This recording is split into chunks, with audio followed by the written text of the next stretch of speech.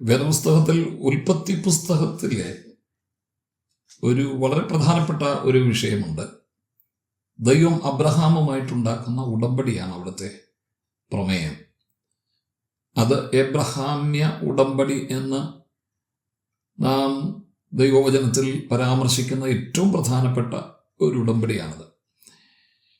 അന്ന് ദേശത്ത് നിലനിന്നിരുന്ന ഒരു സാമാന്യ രീതിയാണ് ആ ഉടമ്പടിയോടൊത്ത് ദൈവം ഉപയോഗിച്ചത്. അന്ന് സമൂഹത്തിലുണ്ടായിരുന്ന ഒരു ഉടമ്പടിയിൽ ഏർപ്പെടുമ്പോൾ അന്നത്തെ കാലഘട്ടത്തിൽ രജിസ്റ്റർ ഓഫീസുകൾ ഇല്ലാതിരുന്ന സമയത്ത് രണ്ട് കക്ഷികൾ തമ്മിൽ ഒരു ഉടമ്പടിയിൽ ഏർപ്പെടുമ്പോൾ അവർ ചെയ്യുന്ന ചില കീഴ്വഴക്കങ്ങളുണ്ടായിരുന്നു. അതിലൊന്നാണ് ദൈവം അബ്രഹാമുമായിട്ടുള്ള ഉടമ്പടിയിൽ ഉപയോഗിച്ചത്. ചില മൃഗങ്ങളെ, കുറഞ്ഞത് ഒരു മൃഗമെങ്കിലും ഉണ്ടായിരിക്കണമെന്നാണ്. എന്നാൽ ദൈവം താൻ ഉണ്ടാക്കുന്ന ഉടമ്പടിയുടെ പ്രാധാന്യം കാണിക്കാൻ വേണ്ടിയിട്ട് 3 തരത്തിലുള്ള മൃഗങ്ങളെയും 2 തരത്തിലുള്ള പക്ഷികളെയും കൊണ്ടുവരാൻ അബ്രഹാമിനോട് ആവശ്യപ്പെടുകയാണ്. ഒരു 3 വയസ്സുള്ളൊരു പശുക്കിടാവ്, 3 വയസ്സുള്ളൊരു കോലാട്, 3 വയസ്സുള്ള ഒരു ആട്ടുകൊറ്റ, ഇവയെ 3 കൊണ്ടുവരണം. അതോടൊപ്പം തന്നെ ഒരു കുറുപ്രാവ്, ഒരു പ്രാവിൻ കുഞ്ഞ്, ഈ 5 കൂട്ടം ജന്തുക്കളെ കൊണ്ടുവന്നിട്ട് നെടുവെ പിളർക്കണമെന്ന് പറഞ്ഞു. അങ്ങനെ നെടുവെ പിളർന്നിട്ട് അതിൻ്റെ 2 ഭാഗങ്ങളും 2 ഖണ്ഡങ്ങളും നേർക്ക് നേരെ വയ്ക്കണം എന്നാണ് ദൈവം ആവശ്യപ്പെട്ടത്. എന്നാൽ അവിടെ പക്ഷികളെയോ പിളർന്നില്ല എന്നുള്ളത് ഉൽപ്പത്തി പുസ്തകത്തിൽ 15-ാം അധ്യായത്തിൻ്റെ 10-ാമത്തെ വാക്യത്തിൽ എടുത്തു പറഞ്ഞിട്ടുണ്ട്. നമ്മുടെ ഇടയിൽ പലരും അതിനെ വല്ലാതെ വ്യാഖ്യാനിച്ച് നിരന്തരം തെറ്റുകൾ വരുത്തുന്നത് കേട്ടതുകൊണ്ടാണ് അതൊന്ന് തിരുത്തണം എന്ന് ഞാൻ ആഗ്രഹിച്ചത്. പലരും പറയുന്നത് പക്ഷികളെ പിളർന്നില്ല, അതൊരു വളരെ ചെറിയ കാര്യമാണ്, പക്ഷിയല്ലേ എന്ന് അബ്രഹാം ഓർത്തു. മറ്റത് മൃഗങ്ങളാണല്ലോ, മൃഗങ്ങളെ പിളർക്കേണ്ടതുപോലെ പക്ഷിയെ പിളർക്കണ്ടല്ലോ. അങ്ങനെ പിളർക്കാതിരുന്നത് കൊണ്ട്, ആ ഒരു നിസാര കാര്യം ചെയ്തതുകൊണ്ട് അവൻ്റെ സന്തതികൾ 400 വർഷം അടിമകളായി പാർക്കേണ്ടി വന്നു എന്ന് പലരും പ്രസംഗിച്ച് കേൾക്കാറുണ്ട്. ദയവായിട്ട് നിങ്ങൾ വേദപുസ്തകത്തിൻ്റെ സത്യങ്ങൾ തിരിച്ചറിയണം. ഒന്നാമത്, ഇതൊരു ആരാധനയല്ല. ആരാധനയിൽ ഒരു ചെറിയ അലംഭാവം കാണിക്കുന്നത്, ഒരു ചെറിയ നിസാര വീഴ്ചകൾ നമുക്ക് പറ്റുന്നത് തീർച്ചയായിട്ടും ദൈവം ഗൗരവത്തിൽ എടുക്കുക തന്നെ ചെയ്യും. അത് ആരാധനയോടനുബന്ധിച്ച്. എന്നാൽ ആദ്യത്തെ വിഷയം ആദ്യം നമ്മൾ മനസ്സിലാക്കേണ്ടത്, ഉൽപ്പത്തി പുസ്തകം 15-ാം അധ്യായത്തിൽ പറയുന്നത് ആരാധനയെക്കുറിച്ചല്ല, ഇത് ഉടമ്പടിയെക്കുറിച്ചാണ്. എബ്രായർ സാധാരണ പിന്നത്തേതിലും അവർ ഉപയോഗിക്കുന്ന 3 തരം ഉടമ്പടികളെ കുറിച്ച് വേദപുസ്തകം പറയുന്നുണ്ട്. അതിൽ ഏറ്റവും പ്രധാനപ്പെട്ട ഉടമ്പടിയാണ് ദൈവവും അബ്രഹാമും തമ്മിൽ ഏർപ്പെട്ടത്. അതിനെ രക്ത ഉടമ്പടി, ബ്ലഡ് കവനന്റ് എന്നാണ് വിളിക്കുന്നത്. മറ്റൊന്ന്, ദാവീദുമായിട്ടുണ്ടാക്കിയ ലവണ നിയമത്തെക്കുറിച്ച് സംഖ്യാപുസ്തകത്തിൽ നമ്മൾ വായിക്കുന്നുണ്ട്. സോൾട്ട് കവനന്റ് എന്നാണ് അതിനെ വിളിക്കുന്നത്. മറ്റൊരു ഉടമ്പടിയുണ്ട്, അത് രൂത്തിന്റെ പുസ്തകത്തിൽ നമ്മൾ വായിക്കുന്നുണ്ട്. ബോവസും ചരിത്രവുമായിട്ട് നമ്മൾ ചേർത്ത് വരുമ്പോഴത്തേക്ക് ചെരുപ്പുകൾ കൈമാറും. ഉടമ്പടിയിൽ ഏർപ്പെടുമ്പോഴത്തേക്ക് ചെരുപ്പുകൾ പരസ്പരം കൈമാറും. അതിനെ ഷൂ കവനന്റ്, ചെരുപ്പുടമ്പടി എന്ന് മലയാളത്തിൽ പറയും. അങ്ങനെയാണ് അതിനെ വിളിക്കുന്നത്. ഇത് ഏറ്റവും പ്രധാനപ്പെട്ടതാണ്. മൃഗങ്ങളെ കൊണ്ടുവന്ന് ഖണ്ഡമാക്കിയിട്ട് അതിനെ നേർക്ക് നേരെ വയ്ക്കുക. അങ്ങനെ വെച്ചു കഴിഞ്ഞാൽ നമുക്കറിയാം, അതിൻ്റെ നടുവിൽ രക്തം തളം കെട്ടിക്കിടക്കും. ആ രക്തത്തിൽ കൂടി ചവിട്ടി ഉടമ്പടിയിൽ ഏർപ്പെട്ട 2 കക്ഷികളും അപ്പുറം കടക്കണം എന്നാണ് അതിൻ്റെ കീഴ്വഴക്കം. അതിനകത്ത് 2 കാര്യങ്ങളുണ്ട്. ഒന്ന്, ഈ ഉടമ്പടിയിൽ നാം ഏർപ്പെട്ടു കഴിഞ്ഞാൽ ഇതൊരുവൻ ലംഘിച്ചാൽ ആ ലംഘിക്കുന്നവൻ്റെ രക്തം ഇതുപോലെ ചിന്തിയിരിക്കും. അതാണ് അതിനകത്ത് പ്രധാനമായ ഒരു കാര്യം. ഇതിനകത്തൂടെ ഒരുവൻ അപ്പുറം കടക്കുമ്പോഴത്തേക്ക് ആ ഉടമ്പടി ഉറപ്പാകുകയാണ്. ഇന്നത്തെ കാലത്ത് നമ്മൾ പറയുന്ന രജിസ്റ്റർ ചെയ്യുകയാണ്. അന്ന് രജിസ്റ്റർ കച്ചേരികളില്ല, അതിനുള്ള സംവിധാനങ്ങളില്ല.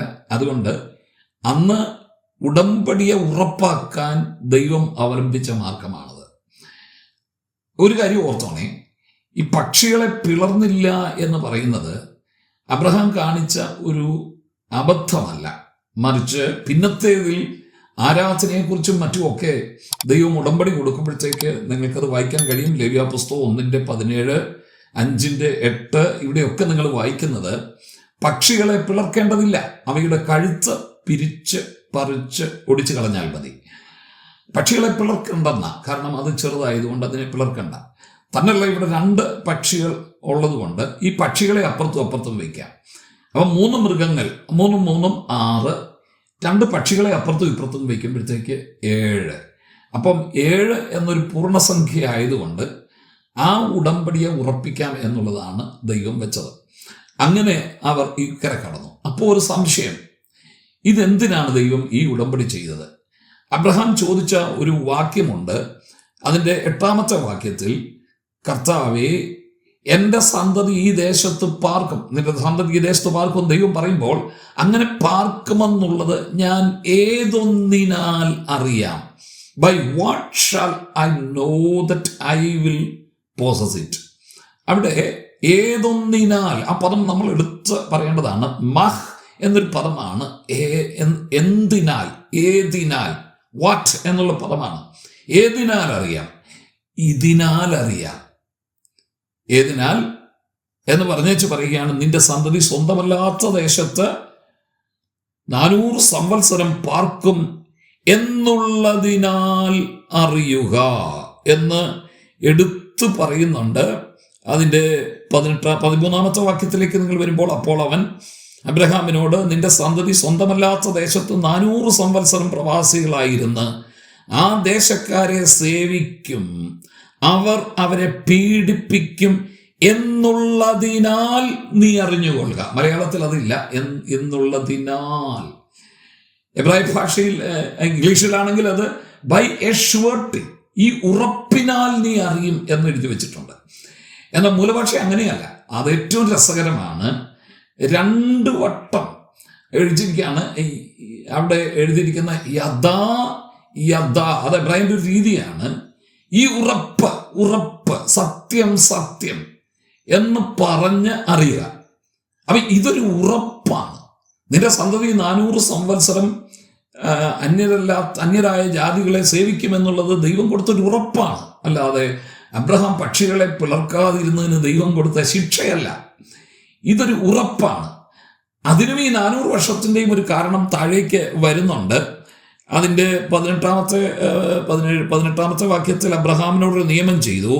നിന്റെ സന്തതിക്ക് ഈ മിസ്രയീം നദി തുടങ്ങി ഫ്രാത്ത് നദി വരെയായ ആ മഹാനദി വരെയുള്ള ഈ ദേശം തന്നിരിക്കുന്നു എന്ന് പറഞ്ഞിട്ട് അവിടെ ഒരു കാര്യം പറയുന്നുണ്ട്. ഇവരുടെ ദേശത്തെ തന്നെ തന്നിരിക്കുന്നു. അതിൻ്റെ മുകളിലേക്ക് പറയുമ്പോഴത്തേക്ക് 16ാമത്തെ വാക്യത്തിൽ 4ാം തലമുറക്കാർ ഇവിടേക്ക് വരും. അമോര്യരുടെ അക്രമം ഇതുവരെ തികഞ്ഞിട്ടില്ല. അപ്പൊ ഈ 10 കൂട്ടം ജാതികൾ, താഴെ പറയുന്ന ഈ 10 കൂട്ടം ജാതികളെ ദേശത്തു നിന്നും ദൈവത്തിന് നീക്കം ചെയ്യാനും ഒരു കാരണം വേണം. അബ്രഹാമിന് ദൈവം അബ്രഹാമിന്റെ സന്തതിക്ക് ദൈവം വാഗ്ദത്തം കൊടുത്ത ദേശം കൊടുക്കും. അതിനൊരു 400 സംവത്സരം എടുക്കും. ആ 400 സംവത്സരത്തിന്റെ കാലാവധി എന്ന് പറയുന്നത് ഈ 10 കൂട്ടം ജാതികളുടെ അക്രമമാണ് മലയാളത്തിൽ എഴുതി വെച്ചിരിക്കുന്നത്. അതിക്രമം, അവരുടെ പാപം തികയണം. അങ്ങനെ അവരുടെ പാപം തികയാൻ ഈ 400 സംവത്സരം എടുക്കണം. അപ്പോൾ തന്നെ അബ്രഹാമിന്റെ സന്തതി, അബ്രഹാമിന് ദൈവം സന്തതിയെ കൊടുക്കുമെന്ന് പറഞ്ഞിട്ടേ ഉള്ളൂ. അബ്രഹാമിന് സന്തതി ലഭിച്ചിട്ടില്ല. അബ്രഹാമിന് ഒരേ ഒരു സന്തതിയേ ഉള്ളൂ, ഇസഹാക്ക്. ആ ഇസഹാക്കിൽ നിന്നും ഒരു വലിയ ജനത ഉടലെടുത്തു വരണം. നമ്മൾ വായിക്കുന്നു, അവർ മിസ്രയീമിൽ നിന്ന് പുറപ്പെട്ടു 6 ലക്ഷത്തിൽ പരം ചില്ലുവാനും പടയാളികളായ ആളുകൾ, പുരുഷന്മാർ തന്നെ ഉണ്ടായിരുന്നെന്നാണ് പറയുന്നത്. അപ്പോൾ ഒരു വ്യക്തിയെ ഒരു സമൂഹമാക്കി മാറ്റാൻ, ഒരു ഗോത്രമാക്കി മാറ്റാൻ, ഒരു ജനതയാക്കി മാറ്റാൻ ദൈവത്തിന് ആവശ്യം വന്നത് ഈ 400 സംവത്സരമാണ്. അതാ 400ന്റെ കണക്ക്. അല്ലാതെ അബ്രഹാം പക്ഷിയെ പിളർക്കാതിരുന്നത് കൊണ്ട് അബ്രഹാമിന്റെ തലമുറയെ മുഴുവൻ ദൈവം ശിക്ഷിച്ചു കളഞ്ഞു എന്ന് ദയവ് ചെയ്ത് ആരും അങ്ങനെ പ്രസംഗിക്കരുത്. നമ്മൾ ചെറിയ നിസ്സാര കാര്യങ്ങൾ പോലും ആത്മീയമായ മണ്ഡലത്തിൽ നമ്മൾ തെറ്റിക്കുന്നതും നിസ്സാരമായി കരുതുന്നതും തീർച്ചയായിട്ടും ആത്മീയമായി ശിക്ഷയ്ക്ക് കാരണമാണ്. പക്ഷേ അത് ഈ വാക്യം പറഞ്ഞുകൊണ്ട് അതിനെ സമർത്ഥിക്കാൻ ആരും ശ്രമിക്കരുത്. അബ്രഹാമിൻ്റെ സന്തതി 400 വർഷം അടിമകളായി പാർത്തതിൻ്റെ അർത്ഥം അവർ വരാനുള്ള വാഗ്ദത്ത ദേശത്തെ ജനത്തിന് അമോര്യരുടെ അതിക്രമം തികയണം. അതോടൊപ്പം തന്നെ അബ്രഹാമിൻ്റെ സന്തതി ഈ ഒന്നിൽ നിന്നും ഒരു വലിയ ഗോത്രമായിട്ട് വരണം. അതുകൊണ്ട് പിന്നത്തേതിൽ നിങ്ങൾ ആവർത്തന പുസ്തകത്തിലൊക്കെ വായിക്കുന്നുണ്ട്. മിസ്രയീം ദേശത്തെക്കുറിച്ച് പറയുമ്പോഴത്തേക്ക് അവർ ഇരുമ്പുലയായിരുന്നെന്ന കഷ്ടതയുടെ നടുവിലൂടെ ജനം ഇറങ്ങിപ്പോകുമ്പോഴാണ് ജനം വർദ്ധിക്കുന്നത്. നമുക്കൊക്കെ അറിയാവുന്ന ഒരു കാര്യമാണ്. കഷ്ടതയുടെ നടുവിൽ വലിയ വർധനമുണ്ടാകും.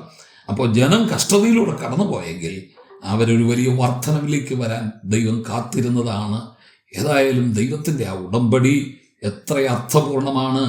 അതുകൊണ്ട് തീർച്ചയായിട്ടും ഇനിയും നമ്മളത് മനസ്സിലാക്കി തെറ്റുകൾ തിരുത്തി അത് വ്യാഖ്യാനിക്കുക. ദൈവം സഹായിക്കും.